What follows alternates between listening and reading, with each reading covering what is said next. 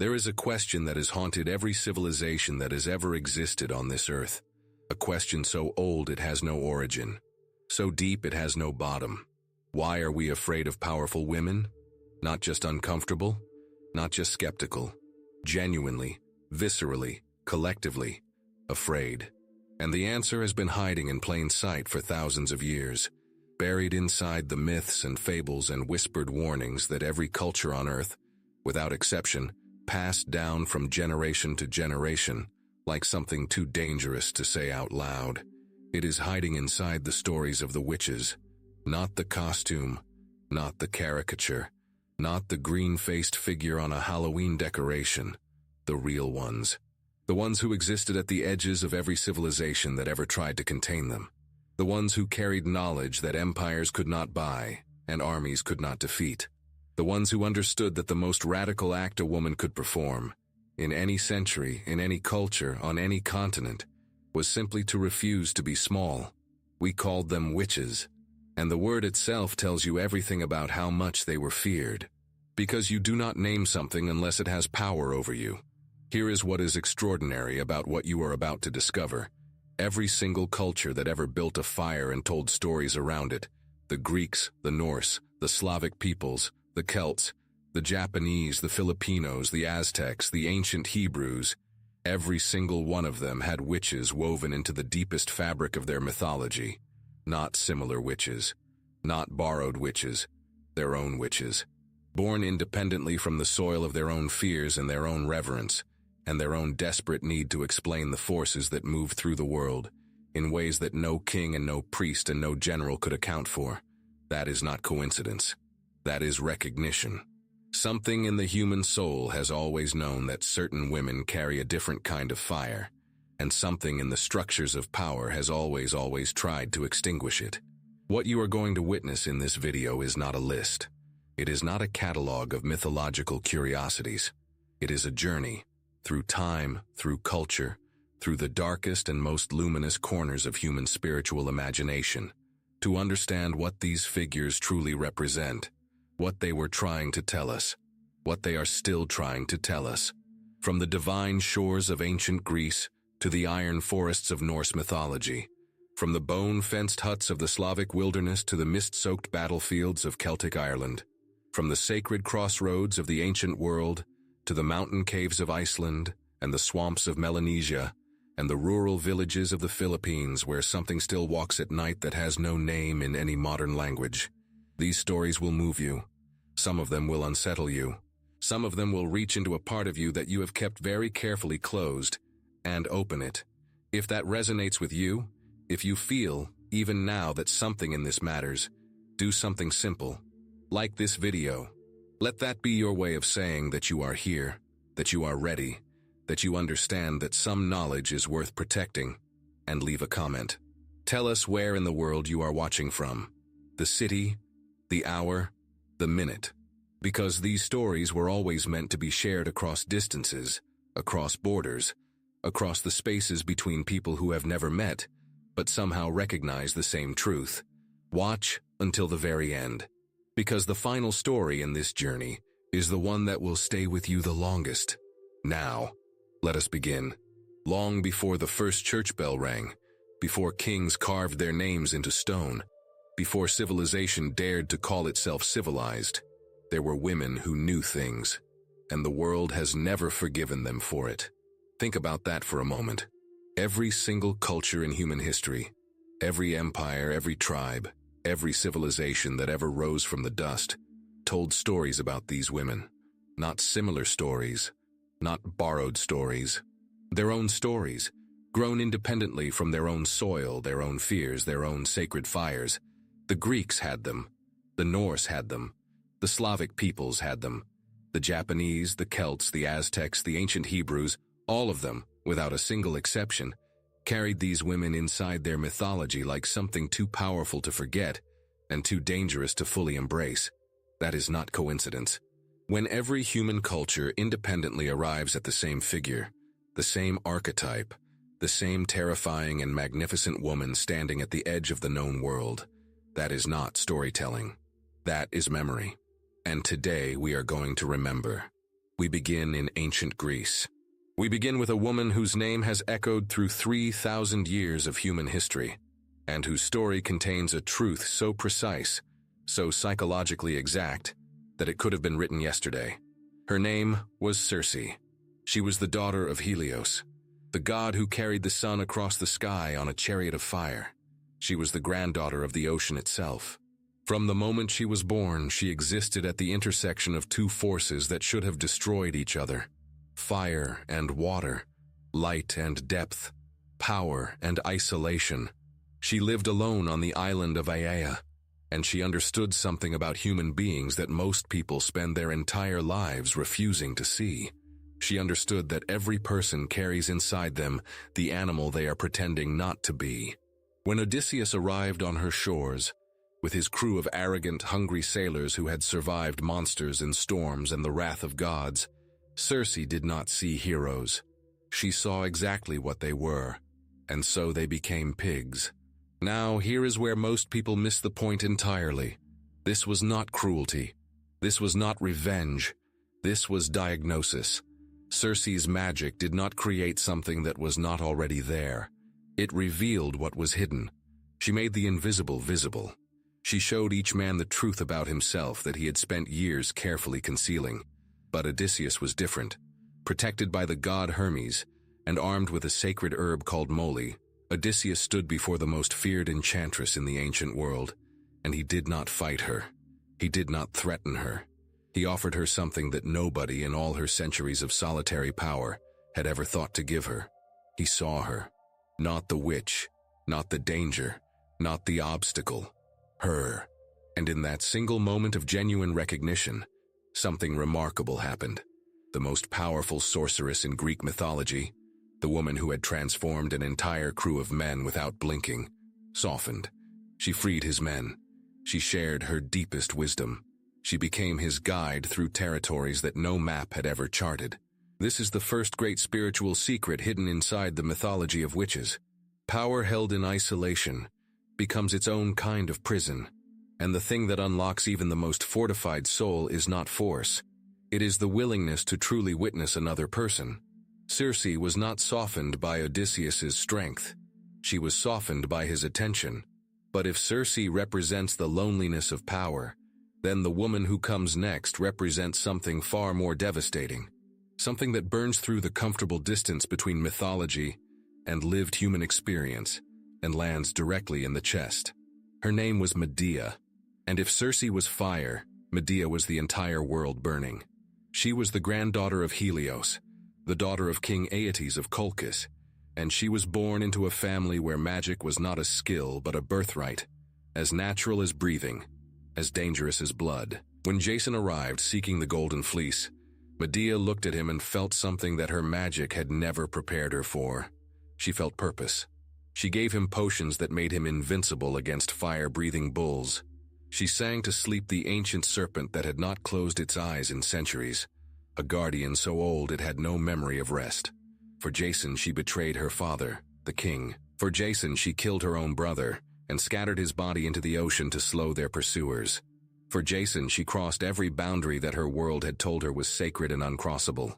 She gave him everything, and then he chose someone else. What followed was not the story of a villain. What followed was the complete and total implosion of a soul that had poured every drop of its power into one single act of faith and had been abandoned in return. The poisoned gifts, the burning crown, the deaths of Glauce and Creon, and then the act that made the entire ancient world fall silent. Medea is not a monster. Medea is a mirror. She shows us with terrifying clarity what becomes of love when it is total, and then destroyed completely. But standing behind Circe and Medea, behind every Greek witch who ever stirred a cauldron or whispered a spell, was a figure who answered to no one. A goddess who did not merely understand the boundary between life and death. She owned it. Her name was Hecate, and she is the reason that even today people feel something shift inside them when they stand at a crossroads at midnight, and the world goes very, very quiet. Hecate was the goddess of the threshold, of the in-between. She carried two torches, not to light the way, but to illuminate the choice between two paths. She wore three faces looking in three directions simultaneously, seeing past, present, and future in a single unbroken gaze. She walked through the corridors of death the way you walk through your own home, unhurried, unafraid, completely at ease. And she was not worshipped in temples or palaces. She was worshipped at front doors, because the ancients understood that the most sacred boundary does not exist in some distant holy place. It exists at the edge of the self, the line between who you are and what the world wants to make of you. Hecate stood at that line and she did not move. Three women, three faces of one ancient truth. Circe, who saw through every human mask. Medea, who proved that the deepest magic and the deepest grief are made of the same material. And Hecate, who guarded the threshold between every world that ever existed. Greece gave us the foundation. But what came next? In the frozen north, in a world where even the gods were running out of time, what came next was something darker, something older, something that did not merely shape the fate of individual men. It shaped the fate of everything. There is a kind of power that does not announce itself. It does not arrive with thunder. It does not wear a crown or carry a sword. It moves quietly, patiently, wearing the most ordinary face in the room. And by the time you feel its full weight, your entire life has already been rearranged. You have met this kind of power before. Maybe in a person who smiled while they dismantled everything you trusted. Maybe in a memory that returned at 3 in the morning and refused to leave. Maybe in a choice you made years ago that still echoes through every decision you make today. The Norse world understood this power completely, and they gave it a name. They called it the Witch. Her name was Grimhild. She was a queen. She was a mother. She sat at the head of a powerful kingdom and managed her household with calm, deliberate intelligence. To anyone watching from the outside, she was simply a woman doing what powerful women have always done, holding everything together while the men around her took the credit. But Grimhild had access to something that no army and no treasury could match. She understood memory. Not just her own memory. Everyone's. She understood that a human being is not really their body or their name or their title. A human being is the sum of what they remember. Change the memory, and you change the person. Erase the right memory, and you can rebuild someone entirely from the inside out. When the great hero Sigurd arrived, Sigurd the Dragon Slayer, the man whose name was spoken with reverence across the entire Norse world, Grimhild did not see a legend. She saw an opportunity. She brewed a potion, not from darkness, not from venom, but from something far more precise and far more terrifying. From forgetting. Sigurd drank from her cup, and Brynhild, the woman he loved with the full force of his extraordinary soul, the woman for whom he had crossed walls of fire, the woman who was woven into the deepest part of who he was, simply ceased to exist inside his mind. Gone. Completely. As if she had never been. And into that empty space Grimhild placed her own daughter. Now stop for a moment and feel the weight of what just happened. Because this is not just mythology. This is a story about something that happens in real human lives, in real relationships, in real families, every single day. The deliberate reshaping of someone's inner world, the careful removal of one truth and the quiet installation of another, the slow, patient work of making a person forget who they were, so they become exactly who you need them to be. Grimhild did not break Sigurd. She simply rewrote him. And the chain of consequences she set in motion that day, the betrayal, the grief, the violence, the collapse of everything beautiful that had been built, spiraled outward for generations. This is what the Norse people were telling us across 1,000 years of storytelling. They were saying that manipulation does not end with the manipulator. It ends with everyone the manipulated person was ever connected to. Control the memory, and you control the story. Control the story, and you control the world. But Grimhild, for all her terrifying sophistication, was working on a human scale. She was rearranging the lives of heroes and kings.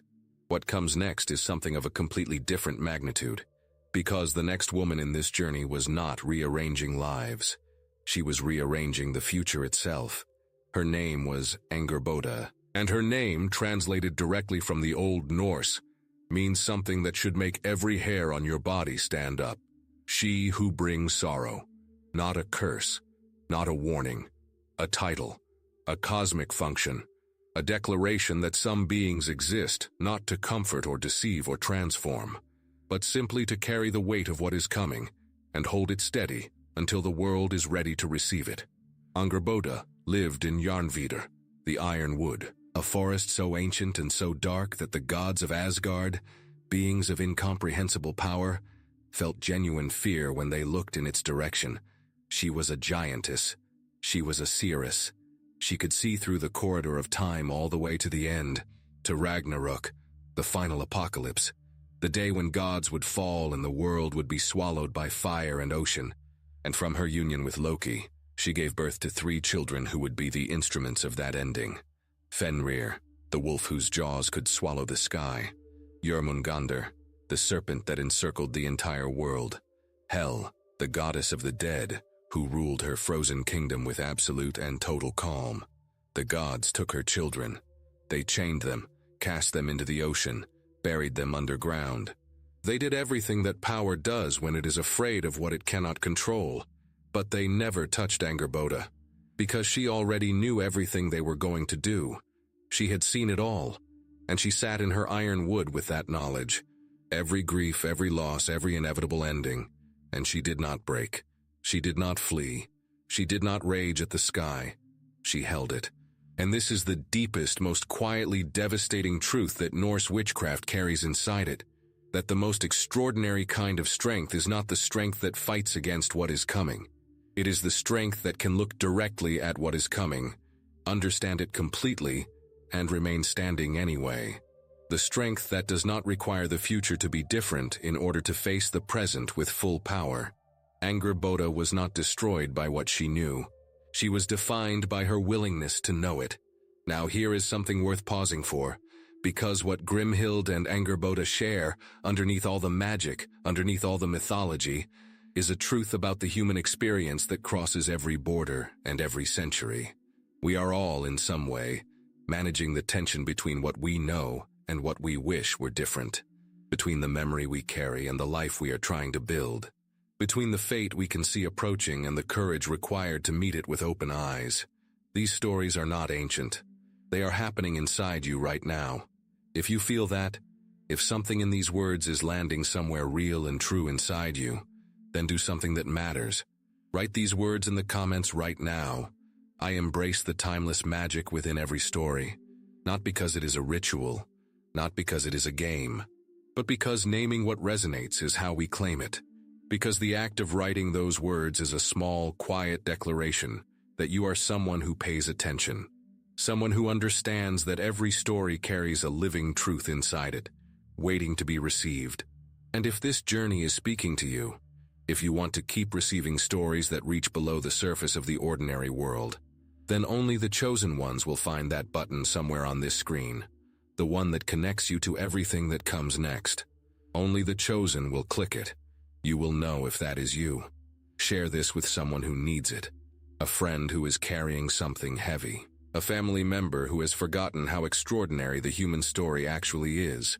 Send it to the group chat. Pass it on, because some knowledge is meant to travel, and the people in your life who are ready for this, they are waiting for someone to put it in front of them. Now, we move forward. Because everything we have explored so far, the Greek witches of transformation and betrayal, the Norse witches of memory and apocalyptic knowledge, has been building toward something. A world where the forest itself is alive, where the boundaries between light and darkness are guarded by something ancient and deeply, disturbingly wise. We are going into the Slavic world now, and nothing there is what it first appears to be. She has no redemption arc. She does not test the worthy and reward the brave. She does not guard ancient wisdom or offer transformation to those who prove themselves deserving. She does not soften when you look her in the eye. She does not respond to respect or courage or cleverness or prayer. She is simply hunger wearing a human shape. Her name is Baba Roga, and in the South Slavic world, in the old mountain villages of the Balkans, in the households where candles burned low and winter pressed against every window, like something that wanted to get inside, Her name was enough. Just the name. Spoken softly, deliberately. Mothers used it the way a shepherd uses a fence, not to explain the danger, but to mark the boundary clearly enough that no explanation was necessary. The sound of it landed somewhere below conscious thought, in that ancient part of the brain that existed long before language, long before reason, long before civilization taught us to be skeptical of our own fear. That part of the brain that still knows, with absolute biological certainty, what darkness actually means. And here is what makes Baba Roga genuinely disturbing, not just as mythology, but as psychology.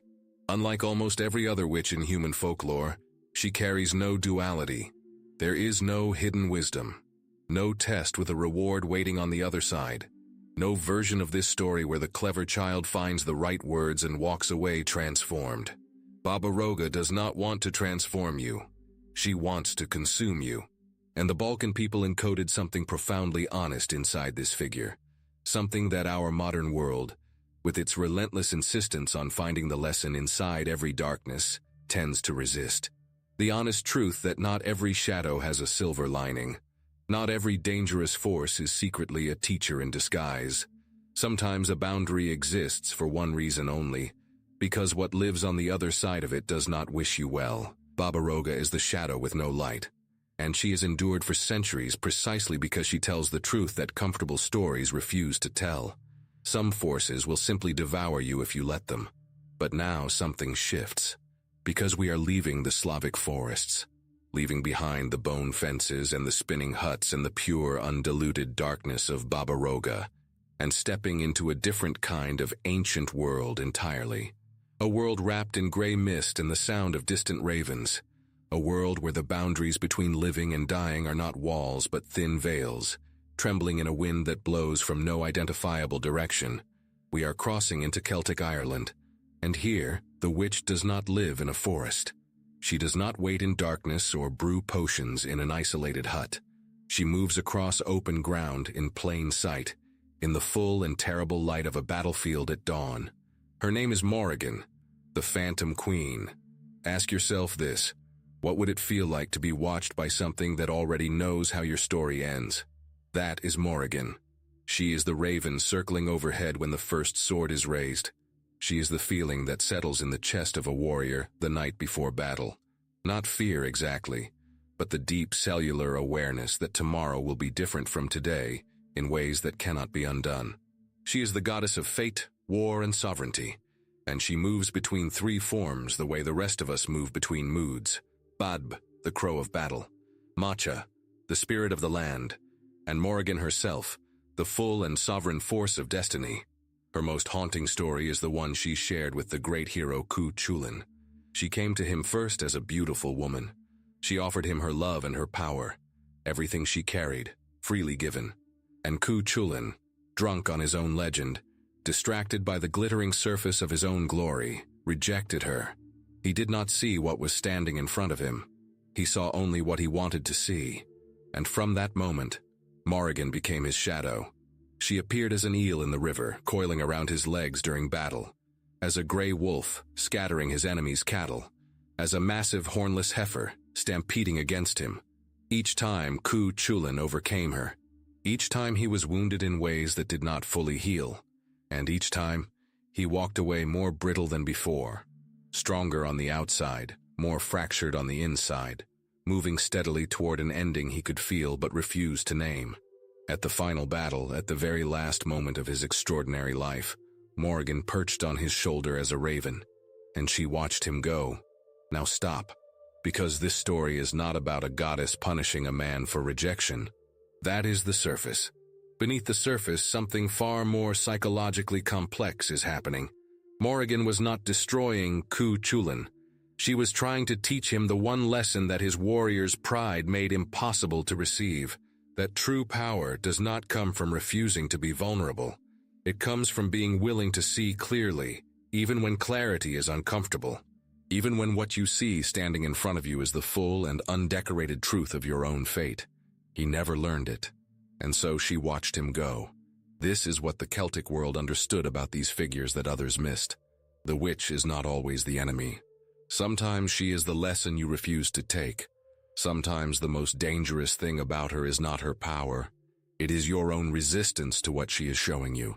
But there is another ancient figure connected to Morrigan's world. A figure who operates on an entirely different scale. Not on battlefields or in the lives of individual heroes, but across the entire physical landscape of a country. Across mountains and lakes and rivers and the slow geological memory of stone. She is one of the oldest supernatural beings in all of Celtic mythology, and according to the stories told about her in the Highlands of Scotland, the mountains themselves are her work. Her name is Cailleach. She is ancient in a way that makes all the witches we have met so far feel almost young. She is not ancient in the way that humans count years. She is ancient the way a mountain is ancient, not measured in lifetimes, but in the slow, patient turning of geological ages. She stands on the summit of Ben Cruachan with the wind moving through her white hair, and she does not look at the landscape around her with wonder. She looks at it with ownership, because she built it. The lochs of Scotland, the rivers of Ireland, the scattered standing stones that still confuse and humble modern archaeologists. In the old stories, these are not accidents of geology. They are the fingerprints of Cailleach. She carried stones in her apron and dropped them to form mountains. She controlled the waters of Loch Awe, holding them back with pure will until one day she forgot, and the valley below flooded, and the lake and the river that still exist today poured into the world from between her fingers. She did not create the landscape as an act of generosity. She created it as an act of existence, the way a fire creates heat, not as a gift, but simply as the natural consequence of what it is. And then we move east, into the deep forests of Romania, where another guardian waits, one whose power is not drawn from battlefields or mountain peaks, but from something even more intimate, even more primal, the forest itself. Her name is Mama Paduri, the mother of the forest. And what she represents will reach into something you have felt before, that specific wordless unease that arrives when you walk into a place that is very old and very quiet, and you realize, with sudden and complete certainty, that you are not alone. The Romanian people did not invent her, and they remembered her. They remembered what it felt like to enter a living wilderness that had never been tamed, where the trees were older than memory, where the silence was thick enough to press against the skin, where every path that seemed clear could close behind you without warning. Mama Paduri was not separate from that wilderness. She was its consciousness, its will. The ancient intelligence of a natural world that existed long before human beings decided that the earth belonged to them. She is grotesque in appearance, gnarled and twisted like the oldest trees in the oldest forest. She lures those who disrespect her domain deeper into the dark. She calls to children who wander too far. And for those who harm what she protects, her response is swift and without mercy. But here is the detail that changes everything. Mama Paduri can be appeased. Those who enter her forest with genuine respect, who move through it with care and gratitude and awareness, they pass safely. They receive her protection instead of her wrath. She is not asking for fear. She is asking for respect. And there is an entire philosophy living inside that distinction, one that 3 different continents and 1,000 years of human experience have been quietly trying to teach us. The question is whether we are finally ready to hear it. Because what comes next in this journey takes everything we have explored, transformation, manipulation, prophecy, sovereignty, the raw consciousness of the natural world, and carries it into territories that will challenge everything you thought you knew about the line between the sacred and the terrifying. We are about to meet the witches that the daylight world forgot to warn you about. There is a fact that most history books quietly ignore. In the 15th and 16th centuries, across Europe alone, somewhere between 40,000 and 60,000 people were executed for witchcraft. Some estimates place the number higher. And of those tens of thousands of lives extinguished by fire and rope and blade, nearly 80% were women. Let that number settle for a moment. Not monsters.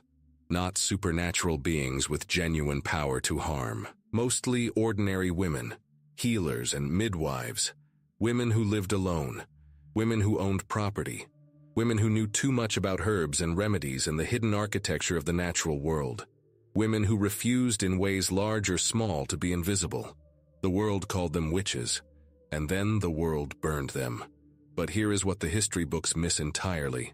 While real women were being destroyed for the suspicion of power, the mythological witches, the ones living inside the stories, inside the sacred imagination of cultures around the world, those women were growing stronger, more complex, more fully realized, as if the stories themselves were preserving something that the physical world was trying to eradicate. And nowhere is this more vivid, more psychologically rich, more cinematically devastating than in the figure of Morgan Le Fay. She is one of the most misunderstood women in all of Western literature.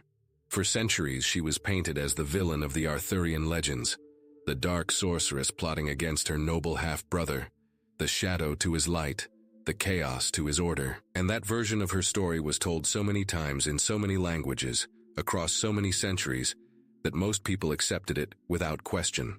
But the earliest versions of her story tell something completely different. In the original texts, in Geoffrey of Monmouth's writing from the 12th century, Morgan Le Fay was a healer. She lived on the island of Avalon, a place of extraordinary beauty and ancient power, and she used her magical mastery not to destroy Arthur, but to preserve him. When he was mortally wounded after the final battle, it was Morgan who received him. Morgan who carried him across the water. Morgan who tended to him in the place between dying and whatever comes after. She was not his enemy. She was his guardian. And then something happened that happens in cultures throughout history, in every era and on every continent, with a consistency that is almost mechanical. A powerful woman was rewritten. The story was turned. The healer became the villain. The guardian became the threat. The woman who held the king's life in her hands was transformed, over centuries of retelling, into the woman who wanted to destroy it. Ask yourself why that pattern exists. Ask yourself what it means that humanity returns to it again and again, across different cultures and different centuries, with the same result every time. A woman with genuine power. A story that begins with her wisdom and her strength, and then, slowly, inevitably, a rewriting that turns her into something to be feared and defeated. Morgan Le Fay survived that rewriting. She endured it across 900 years of literary history, and emerged on the other side as something even more powerful than a heroine. She became a symbol, a living proof that the truth inside a story is more durable than any revision that power attempts to impose on it. Now we travel east, far east, into the mountains of Japan, where the forests grow thick and ancient on slopes that mist covers for weeks at a time, where the boundary between the human world and the spirit world has always been understood as thin, permeable, and deeply worthy of respect. Here lives Yamauba. She is one of the most fascinating and genuinely complex supernatural figures in Japanese folklore, and also one of the most misrepresented. Most Western retellings reduce her to a monster, a cannibal hag in the mountains who lures travelers and devours them, and that element of her story exists. She is genuinely dangerous. She is genuinely capable of violence. But Yamauba is also the woman who raised Kintaro. Kintaro, the Golden Boy, one of the most beloved heroes in all of Japanese mythology, famous for his extraordinary physical strength, his pure heart, and his ability to communicate with animals, was an abandoned child, left alone in the mountains with no family, no protection, and no future. Yamauba found him, and she raised him. She taught him the language of the forest. She gave him strength and wildness, and an understanding of the natural world that no human settlement could have provided. She shaped one of Japan's greatest heroes not through gentleness or conventional nurturing, but through the full, uncompromising intensity of what she was. She raised a hero the way a mountain raises a river, by being immovable, demanding, ancient, and completely indifferent to comfort. This is the paradox that Japanese culture held with remarkable sophistication. The same being who could destroy you was also the one who could forge you into something extraordinary. Yamauba was not good or evil. She was elemental. She was the mountain itself, in human form, operating according to laws that human morality was never designed to fully contain. And then we cross the Pacific, into the Philippines, where something moves through rural villages at night that the modern world has no category for. Something that wears a human face during daylight hours, that works beside you and eats beside you, and smiles at you across the market. And that becomes, when darkness falls, something your nervous system recognizes as deeply, fundamentally wrong before your conscious mind has even processed what it is seeing. The aswang. More than 80% of Filipinos in a survey conducted in the early 21st century reported genuine belief in supernatural entities rooted in their traditional folklore, not as metaphor, not as cultural heritage preserved at a comfortable distance, as real, as present, as something to be actively protected against. The aswang is the reason why. It is a shapeshifter. During daylight, it is indistinguishable from any other person in the community. A neighbor, a relative, a familiar face on a familiar street. But at night it transforms into a dog, a bird, a pig, into whatever shape allows it to move undetected toward what it hunts. And what it hunts most specifically is the most vulnerable: children, pregnant women, those whose life force is newest or most concentrated. The aswang uses a long, thread-like tongue to reach its victims in ways that leave no visible evidence. Illness with no clear cause. A pregnancy that fails without medical explanation. A child who weakens without reason. In the rural communities of the Philippines, these were not metaphors for random misfortune. They were evidence. Evidence of something that lived among the community and fed from within it. Something that was impossible to identify with certainty, precisely because it looked exactly like everyone else. Think about the psychological architecture of that fear for a moment. It is not the fear of something that comes from outside. It is the fear of something already inside, already known, already trusted. The dread that the most dangerous thing in your world might be wearing the face of someone you see every day. This is one of the most sophisticated and psychologically precise fears in all of human folklore. The betrayal not of a stranger, but of a familiar. And the aswang carries it with a specificity and a cultural rootedness that has kept Filipino communities alert, cohesive, and deeply attentive to the behavior of those around them for centuries. Across the world, simultaneously, the same truth was being encoded into stories in different languages, different landscapes, different supernatural forms. That power conceals itself. That danger wears familiar faces.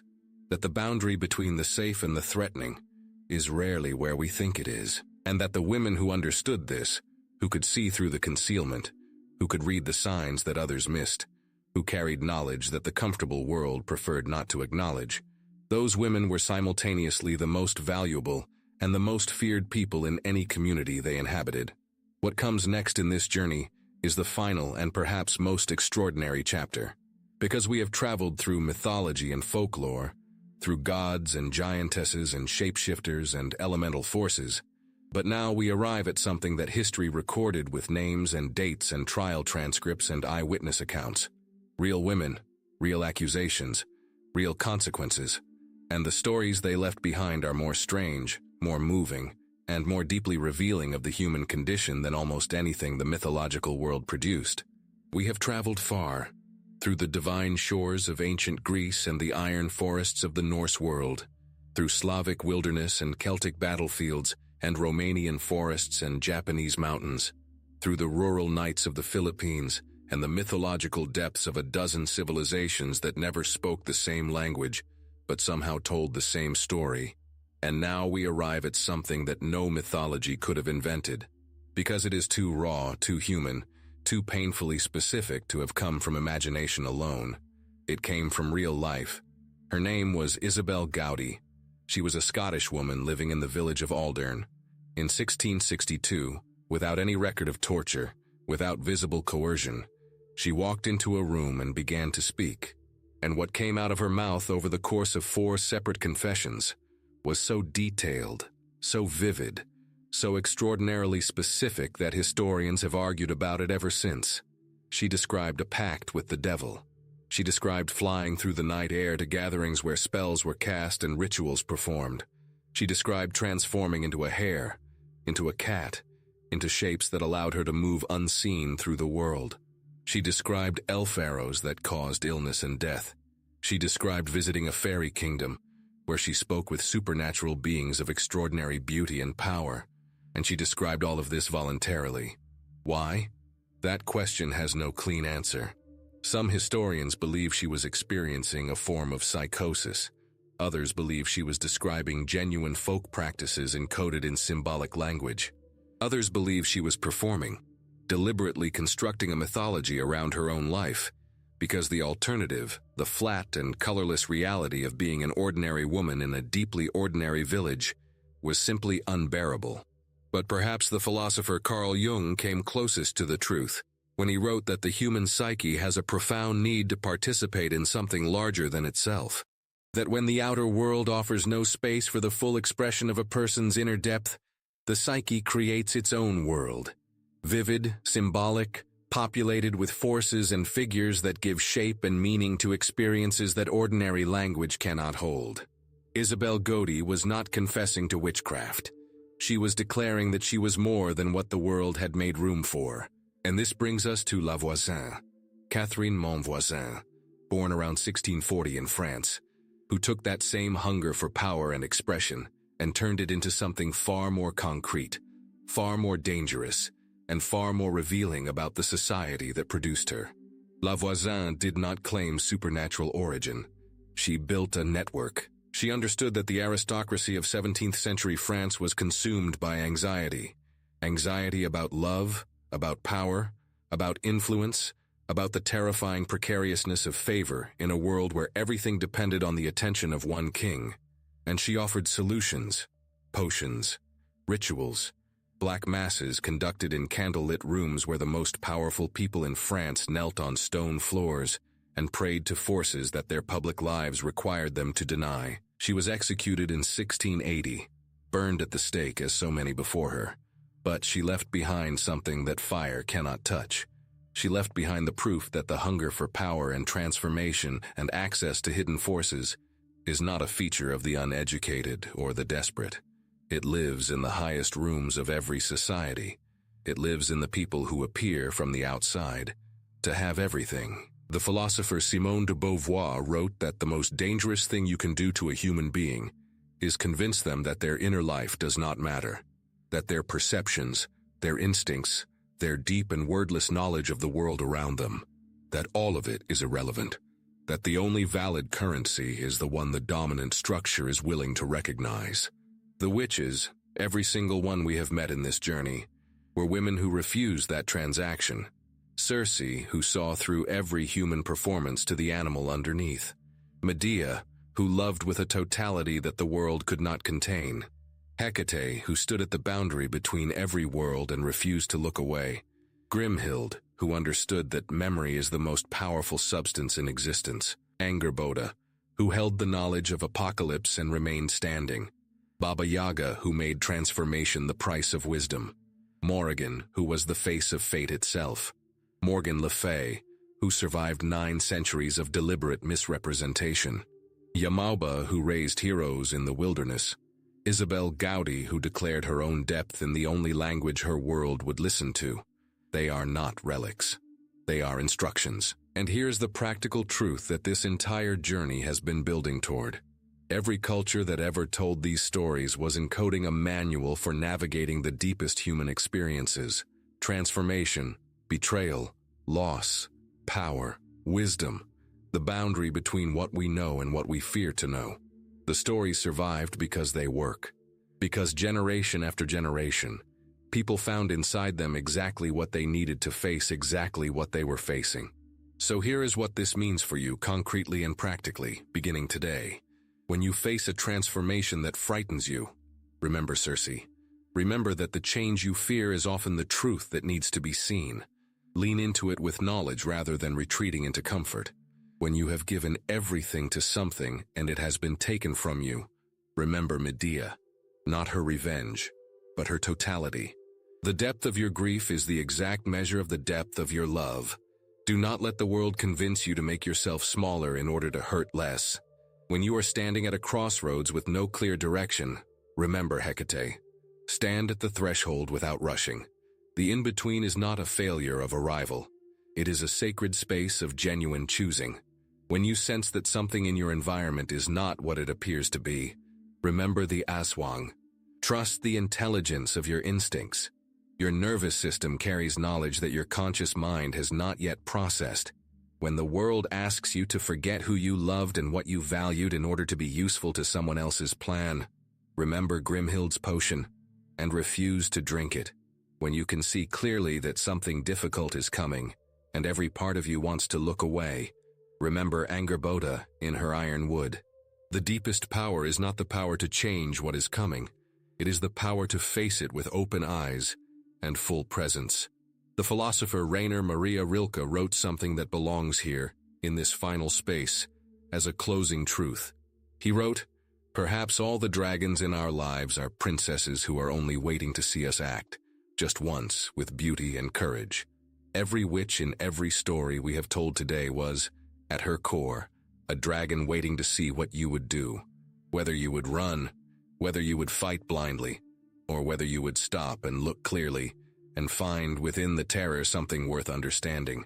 You made it to the end of this journey.